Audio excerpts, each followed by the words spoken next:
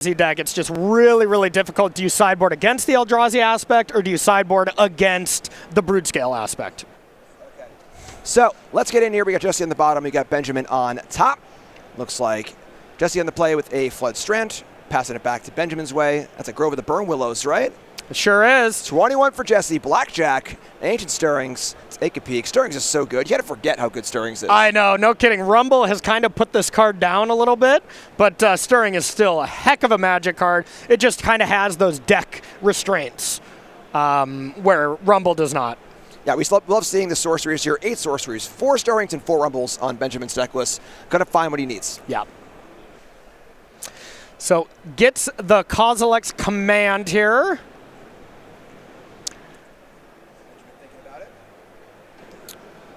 Looking things over, you got a Thundering Falls on Jesse's side. A little surveil action. Doing a little bit of massaging of Jesse's zone. Not quite looking at 5 cards, but one's pretty good. Yeah, exactly. And this deck does get to play a good amount of surveil lands. Gets to play the full 3. So kind of assembles Exodia, basically, of all the 3 different surveil lands. And this is one of the better decks for the surveil lands. If you can ever flip over a Flayage, you interested? Yeah, I'm more interested, though, in... I think it would be Tron, not Exodia, right? Exodia is 5 pieces in a different game. Tron is 3 pieces in the game we're currently playing. So, yeah, thank you, Jim. Thank you for clearing that up for me. Just want to help out. So, you could have let that one go, but you chose not to, and that's why I appreciate you. I'm not letting the Tron thing go. All right, come on. Okay. So here's the Riddler. Benjamin looks shocked and appalled this card even exists. Yeah, it's just like, how dare you play that card against me? He does look like he's scowling over that. Like what? Yeah. Warp and draw a card? What is happening? So, going to Warp Zone is the Riddler. Back in my day, you played 3, you drew 2, and you put it to the graveyard. And you Revelarked it back. Oh, my back. Oh, I'm good here. Warp Zone.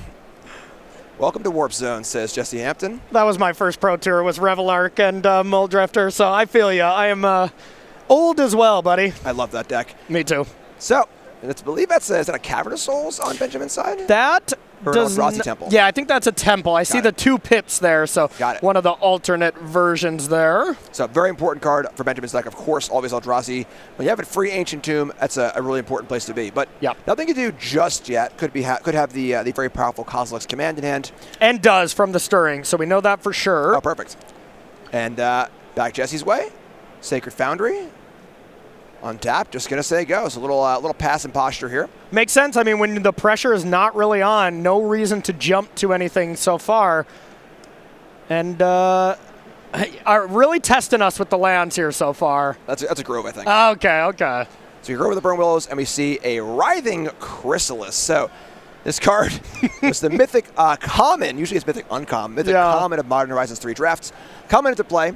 And we do have the Winterbox things on Arena this weekend, which are Modern Horizons 3. Yeah. So look out for that one. But put that card in your deck if you open it. Yes, at all costs. There's some Scion tokens. We see End-Step Philia, a little good doggo, ready to get some blinks on. Unfortunately, the Writhing Chrysalis is quite the brick wall. So, I mean, the thing that Jesse would love to be doing, kind of the combo of this deck, is now you warp in a Quantum Riddler, you attack with Philia, blink out the Riddler, now it stays in. That's like one of the 5 really cool things you can do with it. And looks like that will be what we want to try to do, but you do have a cost at this point because you will lose the good dog. Now, Jesse does have an Ephemerate, so either way you slice it, Jesse could attack with Philia, blink out the Riddler, then Ephemerate the dog, or just straight Ephemerate the Riddler and move on. Yeah, Riddler's the new scam of Modern. It really is, Yeah, scam those Riddlers in there, whether it's Philia or Ephemerate or whatever else it might be. So, Riddler's in play. Wants to go to the Warp Zone currently, but will not go to that Warp Zone. We'll go to the Exile Zone instead. Here comes the dog. And honestly, I mean, you could bounce the Chrysalis itself. It is a cast trigger for the tokens, so you're not giving any more tokens. Yes. But going to exile the Riddler. And now Benjamin's going to decide to block or not. And yeah, you got to think like, you got to make your opponent have it at this point and be like, okay, even if you have a Lightning Bolt, who cares? You know, I would trade Lightning Bolt plus Philia for this no matter what. So I'm snap blocking. I think it's really important to note what a great bridge card the Chrysalis is. Yes. Where it's kind of card where like you can't ignore it, But it's really good in kind of a bridging the mid game, making your opponent kill with a removal spell or whatever else it might be to bridge you to the real game plan, which is either combo or Emrakul. Yeah, absolutely.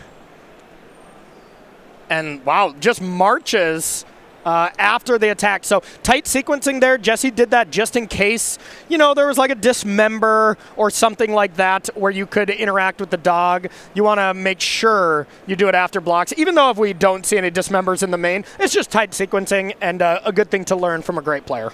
Yeah, and these pitch spells are really cool with the Riddler because you play these powerful cards for free, empty your hand, and then, Riddler just says, hey, empty hand, full hand. Yeah, it is so good, especially when you can get like the flip side of Fable going with this. You can get Philia plus the reflection of Kiki Jiki. I mean, you can do some absolutely disgusting things in this Jeskai Blink deck with Riddler.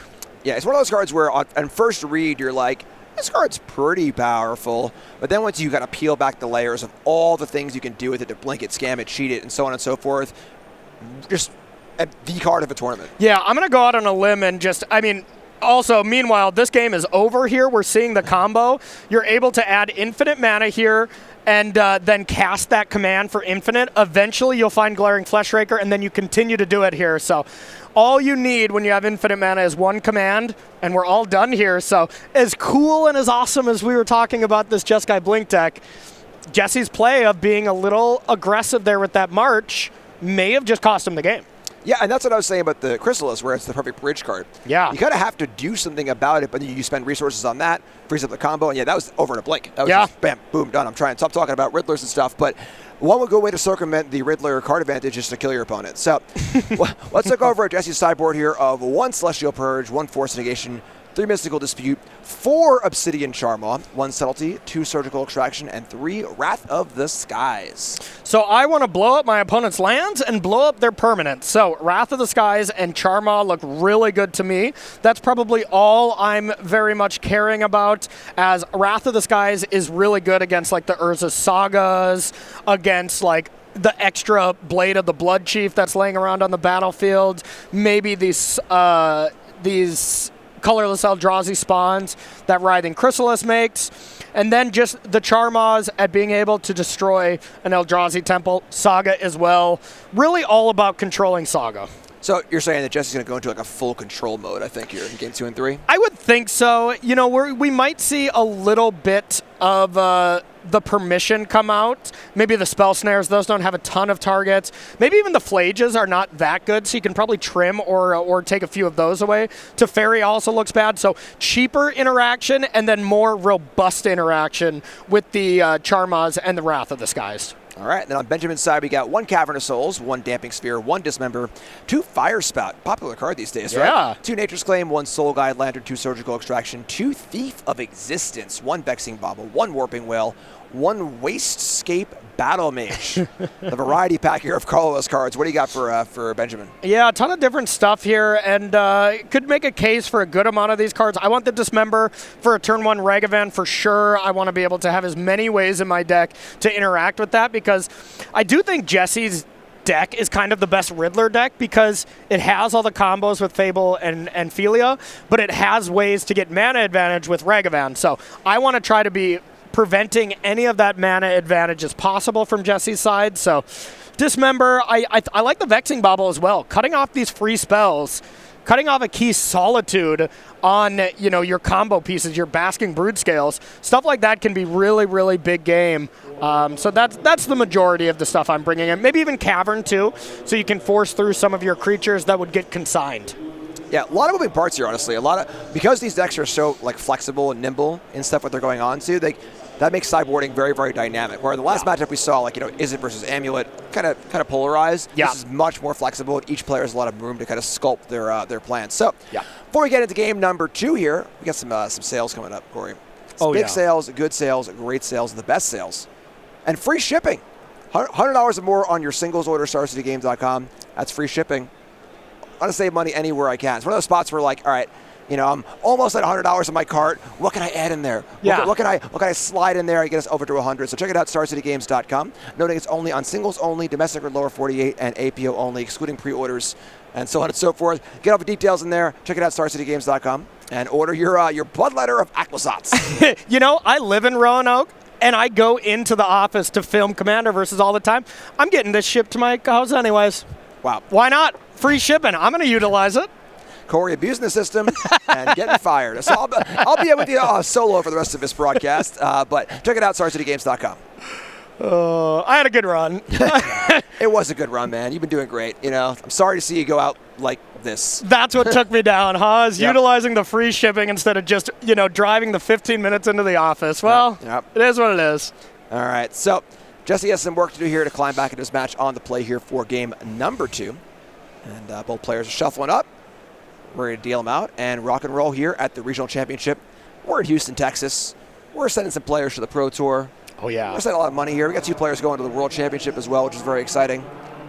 Yeah, God, that's going to be so exciting. And remember the cut to make day number 2, 6 and 3. So these players are decently close to it, but they definitely have bigger plans when you start 3-0. You start changing your viewpoint instead of like, all right, I hope I don't crash and burn to, I didn't do that. It's time to get going. And that looks like a gemstone cavern? Yeah, so Benjamin making a liar of me here. No, actually, Benjamin's on the play.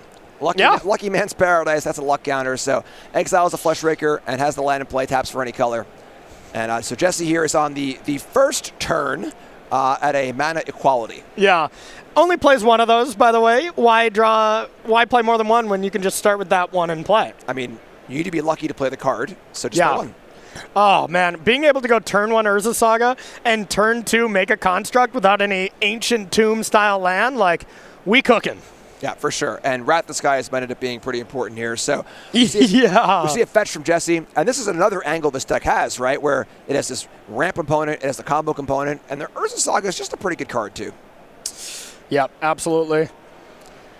All right, so we see a fetch from Jesse's side. Going to get one of those 3 Surveil lands almost assuredly. I now know where those white-bordered Urza Sagas come from after Mystery sealing it up all day. Yep, a lot of interesting. We got the white border cards and the Future Sight versions of cards. Yes. I like the Future Sight more. The white border, a little unhinged, but I'm here for it. Yeah, it's unhinged in a way that I kind of respect. Yeah, oh yeah. Right, absolutely. Yeah, I had a white border Abrupt Decay in my deck. and then I had a Future Sight Ancient Stirrings. Yes. So, all right, so Thundering Falls is the get. Jesse there taking some care with this 3-color deck and make sure got the right mana ready to go. Of course, there are some pretty strong mana requirements with, Flage and wanting to have double white, double blue, and so on and so forth. It is very mana intense, that's for sure. So it's one of the key things you have to plan out here in these early turns. All right. Got to keep it on top. Going Jesse's way. Arid Mesa and just pass the turn. And Jesse does have a lot of reactive elements, in the post board. So being able to sit back and kind of chill is nice, because the one card we didn't talk about is bringing in consigns, because they're in the main from Jesse. So already had 4 consigns against the Eldrazi deck. So you got to put the advantage to Jesse's side just because of that aspect. So now he has consigns, Wrath of the Skies, probably the Charmaz as well. So. All right, so something's going on here. Get a little judge call, maybe get a little clarification on things that are working here. I believe that's a Grove of the Burn Willows again. I think there are 2 arts for each of the fancy lands from Edge, but I could be wrong. I think we've seen 2 groves already, and neither of them were that art. That is correct. Yeah, if that is a grove, I believe it is. It definitely looks like it. Either way, Benjamin is out to test us, it would seem. All right, so let's take a peek into a different match here while we wait for whatever this judge call is going to be. Kind of with our new picture-in-picture technology. Love seeing this from Star City. So good. Always innovators in the game. And what do we got here? We got a Storm deck versus a Damping Sphere. Yeah, that's brutal. We haven't seen Storm in a while, too. This is a deck that I would say kind of fell off, even though it was quite dominant for quite a while. But yeah, now Rawl in play, but with Damping Sphere locking it up, you can't do too much against that one with Storm. It's a Storm killer, to say the least. Yeah, one of the things about Storm is it's really, really powerful when you edit the Medallion and the Rouse, but there are so many good anti-Storm cards. Yes. And there are such a variety of them that are good in different spaces where it's not even like they're gunning for you, but you're catching strays. Oh, 100%. And Ragavan looking like it connected 3 times, put some treasures into play. And Davis has not been playing lands, it looks like, so must just have all reactive gas in hand. So you would think advantage here to Davis to be advancing to 4-0. And hey, Domain Zoo is a deck that looks pretty good right now. Most of these lists, of course, play the Scion, the Leyline combo, but a lot of them are playing the Doorkeeper Thralls as a 4X in the main, so Quantum Riddler hates seeing that. That's great. Yeah, the innovation where whenever you have a card that can work well with your deck, where making Flage is coming as a 6/6, and it's also a hate card for your opponent's stuff. That's a great metagame call, and one of those shifts we love to see. Yep, and that is the type of deck that can find a good place in the metagame and really dominate an event. Then it can be respected, and it'll kind of fall back down. And that's the great joy of Modern as a format. It's a very much self-correcting format, and it's the reason why it's my favorite format. Next to Mystery Sealed, of course. There are a lot of tools. All right, so it looks like we're back here. Jesse's come back from whatever the judge call was all about. Let's pop into our main match and see what Jesse has in store for us. Kraken Arid Mesa for a Howl Fountain. Get a shock take two. Just the classic Modern land crack fetch take two. Yep, absolutely. Song and dance. And one thing, Jesse, we know he is a phenomenal player, one of the probably top 10 most established player in the field. Asked a judge call to clarify something. Remember, judges are your friend. The best players still clarify stuff with the judges. So, never feel bad about calling a judge is kind of the thing I'm trying to get across. All right, so we had an end step Philia. Uh-oh. Hello. It's Charmaw Stone Rain time. It's better than one Charmaw. How about two? So Charmaw comes in, eats the Urza Saga. Philia can blink the Charmaw and pop up another land here. How about a Solitude? So we'll just do all of it. My goodness.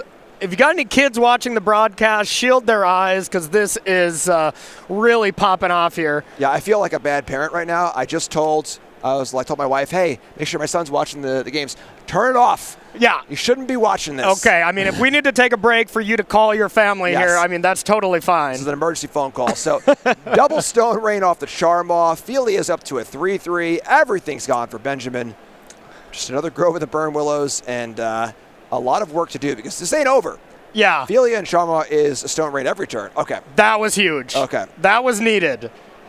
I was going to say, who's the lucky one now after this Gemstone Cavern when you blow up a couple lands? So, either way, that was a solid 3-for-1, 3.5 for 1 because you get a free counter as well.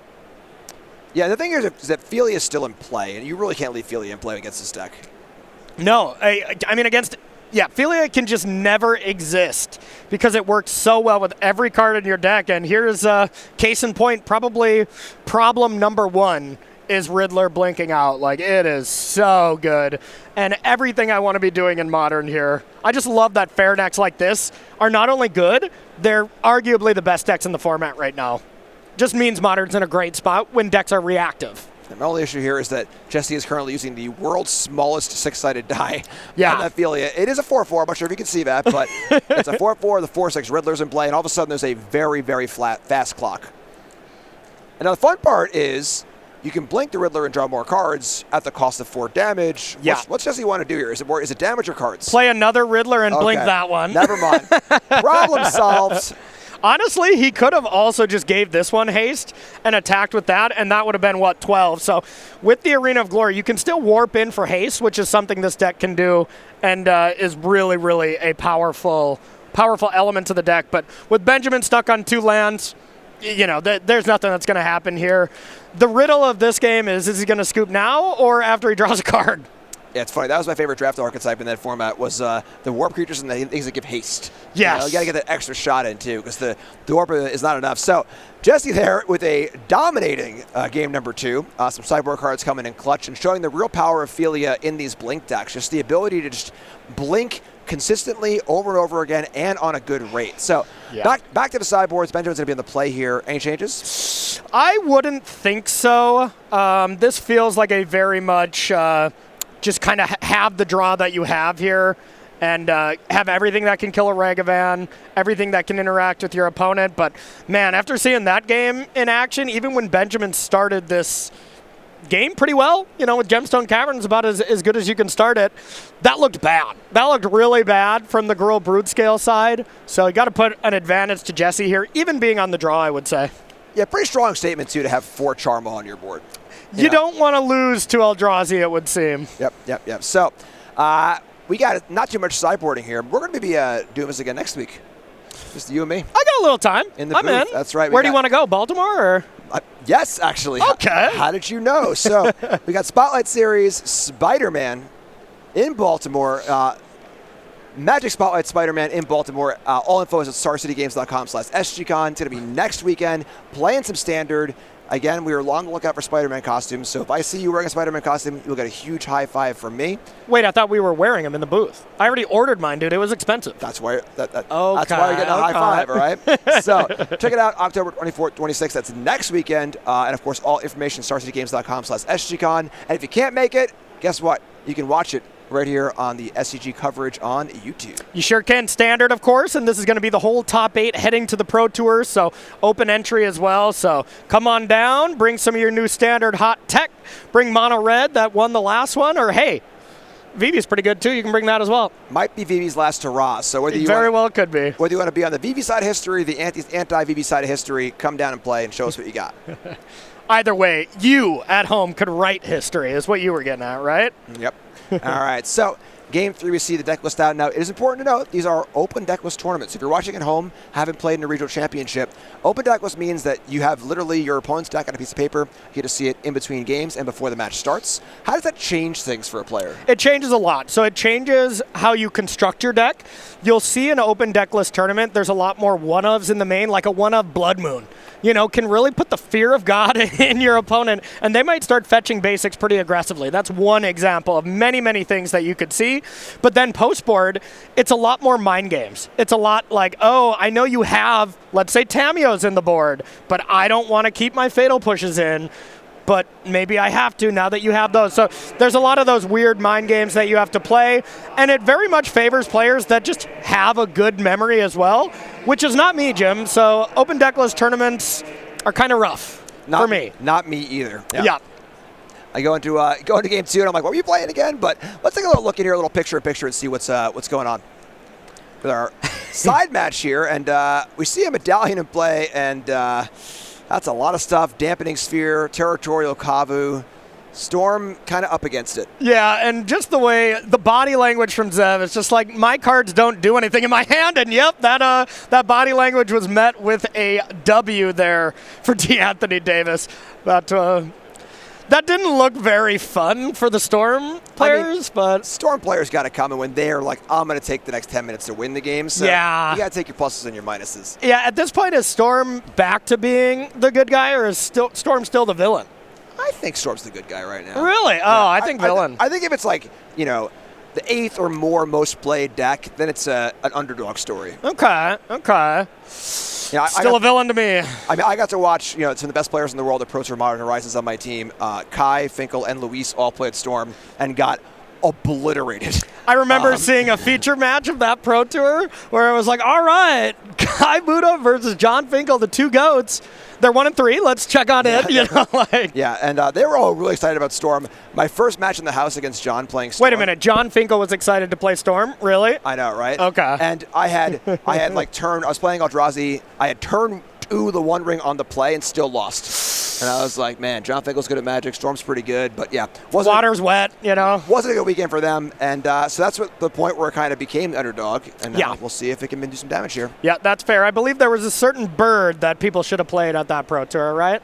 I didn't play that one. Oh, yeah. I was very early to the Eldrazi Kozilek's Command spell. I was a little ahead of my time. Ahead of your time, but still before your time because you should have played Nadu at that one. Right. Well, I'm saying, once Nadu was banned, Eldrazi became really, really good. Sure. I was living in the future. Okay. Yeah. If that's the way you want to justify it, Jim, I'll have no follow-up questions for you. That's appreciated. All right. Turn on Beseju, Ancient Stirrings. Let's rock and roll. Benjamin on the play here. And going to try and get things going before the Charmaws come in and eat all of the lands. I mean, playing the basically forest, Benjamin's like, all right, I'm not playing any of these colorless lands anymore. Not again, Jesse. All right, so a little Stirrings action. And I think we're going to pop on over Jesse's way. All right. Fetch land go. That's a classic. Scalding Tarn. And we got Temple into Rumble. Let's get ready to rumble. One of the ideal starts for this. Not only are you finding all your colorless pieces, Looks like a cavern as well. Not only are you finding your colorless pieces, but you're increasing your delirium count by quite a bit for Emrakul, one of my favorite cards ever, Emrakul the Promised End. we hear Jeremy Knoll of Commander versus Fame saying boo. I cast that card a lot on that show, Jim, and it was beloved by all my cast members. Another boo. I can only imagine. So Benjamin putting us to the test here with all these unique versions of a land. You nailed that Cavern of Souls. I'm getting the Grove of the Burn Willows. Really showing our resolve as a commentary team, where we're really covering each other's gaps. So exactly, we're doing good. So going to go over the fetch. We see the Scion in play. Jesse going to make sure that we get the right land here. And going to fiddle through. Go find a Thundering Falls. Bring in the Thunder. Little surveil action. And now Jesse's ideal start almost 99% of the time is untap land that can produce white, go, and then either interact or play the good dog. You play the good dog, then your whole world opens up. Yeah, Felia's having flash really puts the card over the edge. It's so hard to know it's going to come and not do your own thing and leave up that lightning bolt or fatal push. Yeah. And then boom, dog comes down and then now has free reign to plink stuff and goes nuts. It really changes how I personally play against these decks that I know have Philia on turn 2. Normally, you're like, okay, well, they left up mana. Maybe I should play my second best card or whatever. Not usually the case. Of course, every situation is contextual, but I like to jam when they have the ability to play Philia, which sometimes works out for you, sometimes it doesn't. Yeah. Is that another Grove of the Burn Willows with a different heart? I've stopped trying to figure out which Grove of the Burn Willows Benjamin has. Are they all Grove of the Burn Willows? Always have been. There are 4 of them in the deck, so I believe we have now seen all 4 different arts, and I hate it. I just didn't know that there were so many Edge of Eternity's Grove of the Burn Willows, but me neither. Oh, yeah, that one's Stomping Ground for sure. Okay. Yeah. All right. Yeah, really testing our resolve here. All right, end step fetch. We're going to see, is it doggo time? Kind of interesting to see Benjamin just say go here, right? Got to be a command, right? Yeah. Which a command, if the dog comes down, right now I'm saying stop. Yeah. You have 4 consigns. Get that dog out of there, and Jesse already knows what's up. Yeah, Benjamin's command was on the table before Philia was. So we're going to see a local scry 2 and then draw a card. And I think this Cosmos command is the card that has made Eldrazi viable almost everywhere. 100%. It turned the deck from being this blunt object to having so much flexibility. And Jund players across the world hate it because now it's the true K command. Yep. Sorry, Colligans, you are no longer good. Reed Dukes of the world are sad. They're weeping. There can be only one. But hey, this is the big difference of being on the play because, yeah, when you have this mana advantage from the Eldrazi side, and you can play this removal spell proactively, so much better for your odds of winning the game versus this Philia getting 1 turn to connect. All you need is 1 turn with the good dog. All right, Cavern of Souls. That is a shiny Cavern. That thing is humming right now. Could be a Grove of the Burn Willows as well, but... And here's the Fleshraker. Of course, it is uncounterable. Cavern, really important, like you were saying, against Consign. Yeah. And we do see a Charma in hand and an Ephemerate, so we're ready to start blowing up some lands, but... outside of that, not sure exactly what we saw. Is that a Springleaf Drum? Sure is. All right, sack a Scion. We got a little Chrysalis here. And welcome to Modern Horizons 3 Limited. We got Fleshraker, we got Chrysalis. A lot of damage coming across. Yep, so right now on the stack, we're going to have 2 triggers. One is to put a counter into play with Fleshbreaker, or a Scion into play. A Spawn into play, one of these into play, and then another one to put 2 more Spawns into play with Writhing Chrysalis. And then every time one of those enters, you're dealing damage. Writhing Chrysalis enters, you're dealing more damage. And then you still have 3 mana to work with, so this might not be the end of Benjamin's turn. Yeah, Fleshbreaker is a card that is surprisingly potent, where it's like a 2/2 for 3. It looks like a limited card, but all of a sudden you're just dead. Yeah. Flesh is getting raked left and right. I mean, this card is just absurd. Look at this turn. I mean, not only was Fleshraker uncounterable, so no consign trick, and now just a beatdown, a plethora of damage has fallen onto Jesse. And now, you look at this, and now Jesse has to do something to just not die to this Chrysalis. Right. A Dragon Ephemerate killing some lands doesn't look so good when there's that much power in play. No, not really. Noting important that the 3 dice there on the spawn token is 3 spawn tokens, not counters. So yeah. Benjamin has a lot of mana available next turn. We also have Solitude Ephemerate available for Jesse, so that's huge. Get rid of Glaring Fleshraker, get rid of Writhing Chrysalis, board stabilize, but that does prevent you from doing the Charma action. So as far as I'm seeing, we could play a Charma here for 3 mana. We could play a 4th land, and we could Solitude plus Ephemerate.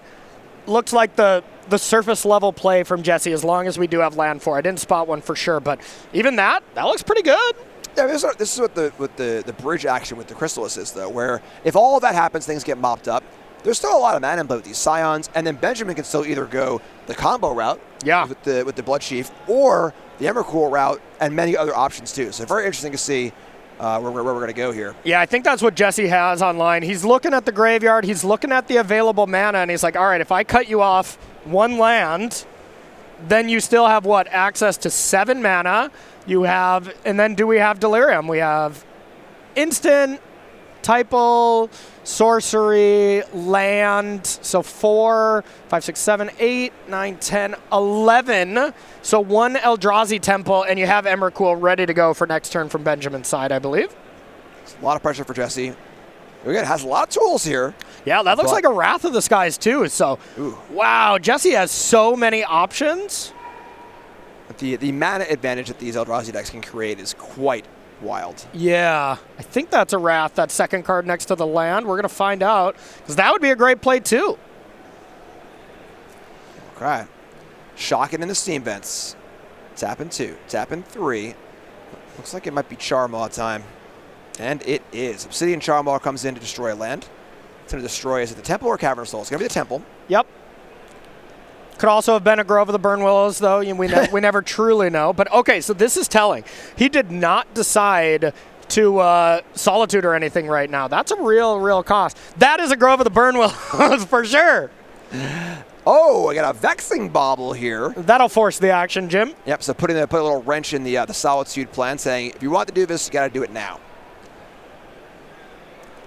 And again, like we were saying, don't forget how much power is actually in play. This Chrysalis can grow because of the spawn tokens. The Fleshbreaker can deal a bunch of damage if there are other spawn generators as well. And of course, Jesse is not at 20. He's just not playing nice with updating the tablet, it would seem. But we can look at his life pattern. It looks like he is at 9 life right now, so we can keep that in mind. That's a major difference. Good catch. Yep. I was going to say, Glaring Fleshraker, and unless you miss that many triggers, it's kind of not possible. All right. Wow, lets this happen. So the spawn token comes in off of the trigger from the Fleshraker for a colorless spell. Yeah. That's a point of damage. Down to 8. There we go. We got our tech crew down there knows what's up. There we go. All right, and the bauble is in play. So Solitude is now no longer available as an option. Here's the Blood Chief. Another spawn token. Another damage. Down to 7. Here's the blade. We are 1 card away from the combo. Gonna put the blade onto the Fleshraker. Now, blade has the ability where whenever a creature dies, you have to put a counter on it. Correct? Yeah, so just being able to sack the spawns and grow both the Glaring Fleshraker and the Writhing Chrysalis. So essentially, you are looking at, they're both 2 power right now, and they can both be +5. So you can attack for 7 on both of them, it would seem. And also, when you're sacrificing, you're making mana, too. So yeah, more things can be cast. But it's not good when your 4/4 dragon looks actually small. Yeah, and, the Solitude could have been played before this bauble. So, Jesse's got to have a plan for this. And also, it's just some tight sequencing by Benjamin to play that Blood Chief after the Vexing Bauble. A little basic, but still, if you do that in the other order, maybe Jesse Solitudes both creatures instead. Yep, so there comes the attack, and we got 5 power on each at present, but with the 2 spawn tokens available to be sacrificed, they can grow by 2 more. This demands a block from Jesse or some amount of interaction to not just die. And Benjamin's in a great spot. You can see Jesse here.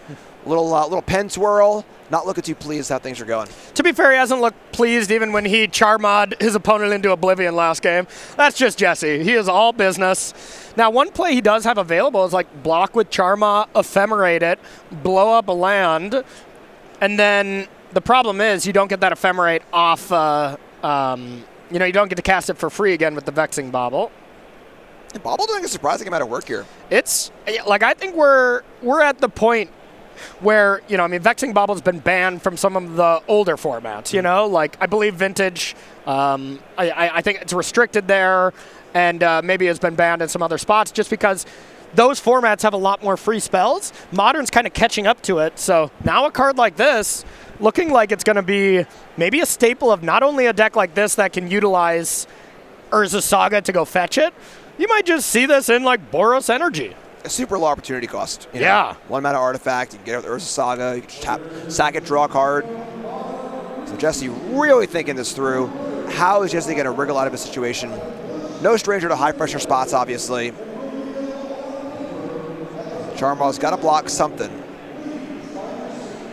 Yeah, looks like it's going in front of the glaring Fleshraker. And the one thing that was kind of interesting from Benjamin's side is I believe he just sacked those spawns like during his main phase and then didn't use the mana. So one thing he could have done with that is like not do that and just attack and then sacrifice them. So this kind of, you know, showed his hand, I guess. Not that it's the biggest deal, but... All right, well, spawns are going away. We're going to see one of the spawns tap for mana with that Springleaf Drum. Uh-oh, I'd be scared if I was Jesse. This Yeah. could be a command for lethal, essentially. Yeah, so command in the mode of making Scions will definitely do it. So 3 mana is floating from Benjamin. Yeah. Looks like someone who's not casting any spells, though. Or is truly bluffing. All right, mana floating on Jesse to act. Jesse either does something here or goes to 1 life with the Fleshraker in play, which does not particularly seem ideal. Yeah, so it looks like he's lining up the way to, like, march either one of the big threats or march the Bauble and then Solitude. But yeah, it looks like march, deal with Writhing Chrysalis before damage, and just let Charmaw go away, leaving Jesse with just 1 card in hand, which I think was a Wrath of the Sky. Okay, yeah, I mean, that one of March showed up both games now and looked quite good. I mean, kind of. He still did 3 for 1 himself here, right? Like, I mean, better than dying. yeah, true. You know, so, But I think if Jesse would have known this Vexing Bauble was going to be as bad as this was, he just would have did Solitude, Ephemerate, kill the Fleshraker, kill the Writhing Chrysalis. I'm still pretty shocked he didn't do that. all right, so And now, sorry, Jim, to interrupt you, it looked like he really needed a land. If that was Wrath of the Skies, which it's an alternate art, he really needed to top deck land 5 to be able to kill this Fleshraker. And as it stands now, I mean, this is going to do some raking. yeah, this thing is huge. Sack the Bauble, going for a draw. Looking for the killing blow here on that draw, I can only assume. It just only needs a colorless spell. Yep. Any colorless spell is GG here from Jesse, and Jesse might look back on this and be a little upset that we didn't do the Solitude play. Yeah, I think maybe his plan was just like, draw land 5, cast Wrath of the Skies, hope that's good enough. But that's not going to be good enough. Blade of the Blood Sheaf, taking it down, that 1 extra colorless spell is the 1 damage that Benjamin needs. Take the whole thing down, and the match. Big win for Benjamin, you know. Big win.